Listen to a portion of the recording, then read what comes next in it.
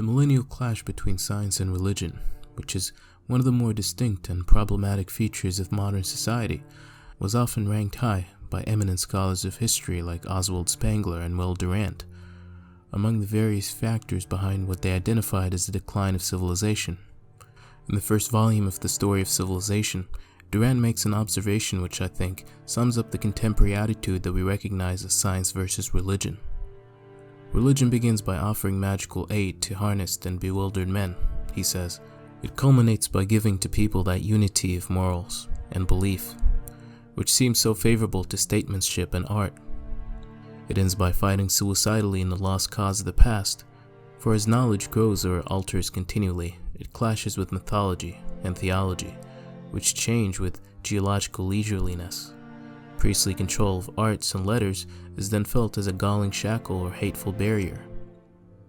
And intellectual history takes on the character of a conflict between science and religion.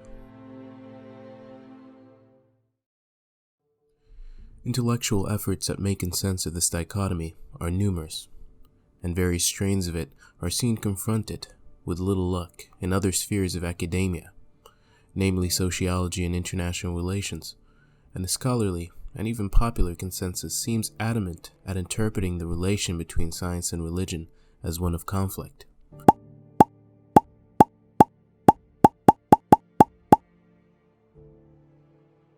Interestingly enough, it is this very perception of conflict on which Samuel P. Huntington based his idea of the clash of civilization, whose massive impact and influence on mainstream foreign policy opinion no one can doubt. The free world led by the United States, the communist bloc led by the Soviet Union, and then the third world of non-aligned nations, including obviously India as a prominent member. In fact, one could argue that it rationalized otherwise questionable foreign policies to such an extent that it made them appear as causes worth supporting, as in those pages hide something of the Homeric feel. To free its people and to defend the world from grave danger. On my orders, coalition forces have begun striking selected targets of military importance to undermine Saddam Hussein's ability to wage war. Tonight, I'd like to update the American people on the international effort that we have led in Libya. Chaired a meeting of the National Security Council on the situation in Libya. We will have no choice but to totally destroy North Korea. Rocket Man is on a suicide mission for himself and for his regime.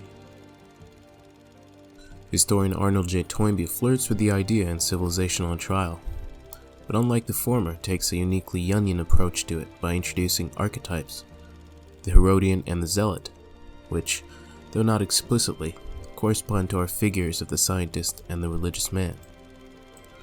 The Zealot, Toynbee says, is someone who takes refuge from the unknown in the familiar, and Zealotism he describes as archaism evoked by foreign pressure. The Herodian, on the other hand, is he who acts on the principle that the most effective way to guard against danger of the unknown is to master its secrets. In other words, the Herodian acts on the principle of, if you can't beat him, join him. And the Zealot doesn't, and instead retreats into the cave, so to speak. Globalization and free market capitalism is the Herodianization of the world. China, Japan, Russia, Brazil, Singapore are Herodian societies. Democracy, liberalism, capitalism, universal suffrage, Burger King, even human rights are duly imparted Herodian ideals. Anything lying outside this paradigm is zealotist. The Afghan shepherd, the Yemeni Bedouin, the Amazonian tribes, the Uigurite Muslims of China, and any social elements within those Herodian societies that hold, and particularly choose to hold on to, contrarian ideals to those mentioned are the downtrodden and are decidedly free game. Though wholly unrelated, these examples might seem to the topic of this video. The purpose is to show that A, it is one and the same idea, and B, how it characteristically affects each domain to which it is applied by reducing things into marketable dichotomies, into this good thing and that other belligerent thing. And this dualism that's such an immutable feature of any age distinguished by high activity, as Whitehead puts it, isn't a natural consequence of contact between differently minded human groups, but rather a social mechanism by which a larger, comprehensive vision is achieved, a mechanism without which Robert A. Williams, author of Savage Anxieties, writes that Western civilization, as we know it, would never have been able to invent itself. So, wherever we happen to catch this dynamic, we should know that a larger vision lurks ahead, a transcendental vision. And where it might elude the average person as two opposite forces or tendencies of thought, or a sort of tug of war between reality, whatever that may be, and superstition, it is really more so a conflict of definitions. It is the Herodian and the Zealot, the civilized and the savage, characters in different costumes, on more or less the same stage, assuming precisely the same roles. As said, it is one fundamental idea from which both seemingly antithetical tendencies sprout, an idea that grounds all fields of what we vaguely call knowledge. What seems a clash to us today between the two is only a culmination of a process about as ancient as Ionian Greece. Science and philosophy, which religion falls under, were never truly two different concepts, as one finds in the early fathers of Western philosophy both tendencies of thought. And nowhere is this fusion so well exemplified as in the figure of Pythagoras, who is often pictured as the model and epitome of the ancient scientist, but who in reality had more so been a religious figure than a scientist in the contemporary sense of the term. The school he started was more concerned with religious mysticism, and his philosophy, though incorporates some fundamental aspects of math, tended more towards mysticism. Pythagoreanism, as it later became known, sought in mathematics and geometry, not temporal and, as it were, worldly truths, but eternal, otherworldly, mystical ones. Natural as they thought the physical world, a mere illusion. One of the tenets of Pythagoreanism, for instance, is a belief in the immortality of the soul and the concept of reincarnation. He founded a religious of which the main tenets, writes Bertrand Russell, were the transmigration of souls and the sinfulness of eating beans. Besides having founded a school and a society of disciples, he was also the founder of an influential religious order that established the rule of the saints.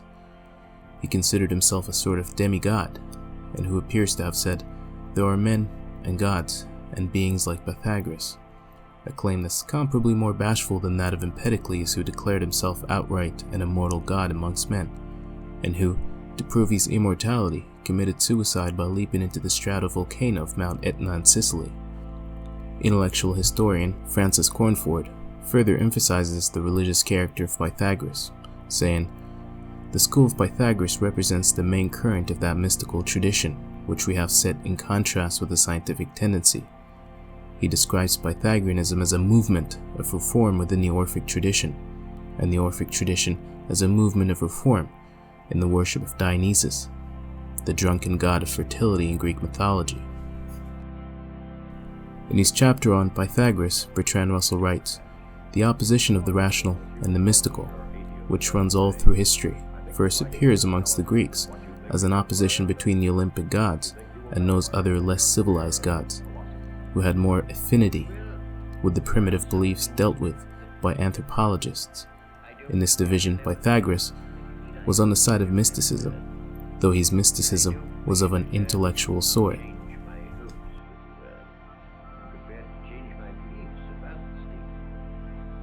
Pythagoreanism, as scholar of antiquities John Burnet observed, adhered to an ethic that praised the contemplative and meditative life.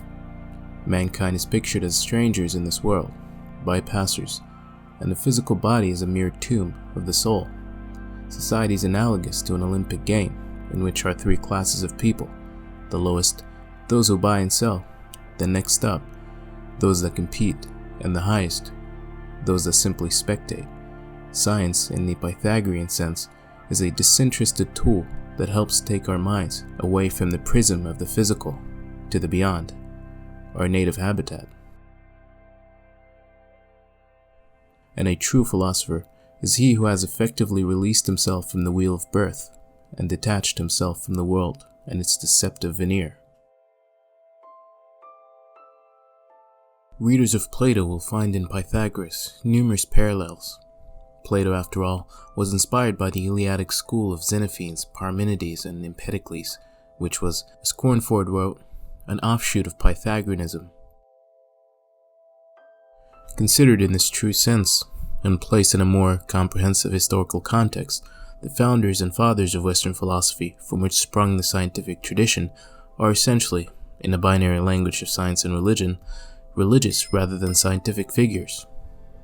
And the fact is, as Bertrand Russell agreed, that the two seemingly antagonistic tendencies are not so separate as they seem to a modern mind. And in a very significant sense, the Pythagorean school is intrinsic to the Western scientific tradition only insofar as its pioneering of mathematics, but in a paradoxical way entirely antithetical to it, in that it saw mathematics as a mere window through which to look beyond the physical world, which it condemns as illusory and unreal. So much so that if the world of sense does not fit mathematics, so much the worse for the world of sense. From this perspective, Western philosophy, as anticipated by Xenophanes and later expounded by figures like Descartes and Spinoza, and which sees nothing beyond the material world, is something Pythagoras would have found particularly contemptuous, and would no doubt have rejected it, and who I imagine angrily retorting that math and geometry are simply lines and shapes, delineating a path towards a loftier, truer still, reality, and having had a brief glimpse into the puzzling philosophy of Pythagoras and his school, we find that it's one conveniently incomplete side of history that we've been made to see, a select interpretation of history, an interpretation that caters to and befits the ways of the modern world, where all that exists and can exist is that which can be touched, seen, grasped, and exploited. Science is no longer a mere instrument in the hand of the mystic, but is the very object of worship, the means and ends, the reality.